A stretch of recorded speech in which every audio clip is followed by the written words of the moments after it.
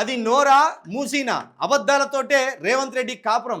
ఫార్మాసిటీపై మాట మార్చిన ముఖ్యమంత్రి, గ్రామాల్లో తిరుగుతూ భయపెడుతున్న తిరుపతి రెడ్డి, ఇవన్నీ నిజం కాదా? అణిచివేతలు కొనసాగడం లేదా?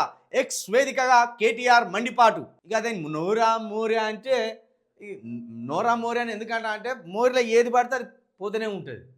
చెత్త వేసినా శిదారం వేసినా ఇంకే గలీజ్ చేసినా పోతూనే ఉంటుంది. కాబట్టి రేవంత్ రెడ్డి గారి నోటి నుండి కూడా అలాంటి అర్థం పర్థం లేని అన్నీ వస్తున్నాయని ఒక ఆలోచన కేటీఆర్.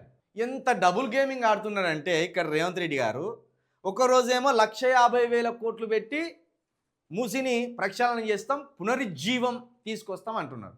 మర్నాడు ఏమంటాడు, 1,50,000 కోట్లు పెడతామని మేము ఎక్కడన్నాం అని డబుల్ గేమ్ ఆడింది. ఆ వెంటనే మొన్న ఫార్మసిటీ కోసం భూములు ఇవ్వవలసిందే, ఎవడు అడ్డం వచ్చినా ఎవడున్న బుల్డోజర్లు పెట్టి తొక్కిచ్చి మరి ఫార్మసిటీలు గట్టి చూపెడతామన్నాడు.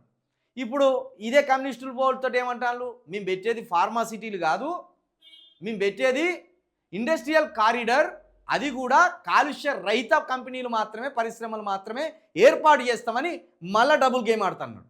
ఇట్లా ఇన్ని డబుల్ గేముల రేవంత్ రెడ్డి గారు పైసలు ఉంటేనేమో నిజంగా ఖజానాలో ఉన్నాయని చెప్పి ఇచ్చిన హామీలు అన్నీ నెరవేర్స్తే అయిపోయేది. లేకపోతే నాకు పాలన చేతనైతే లేదు, అసలు ఇదేందో నాకు అంతుపడతలేదు అని చేతులు ఎత్తేసినా బాగుండు.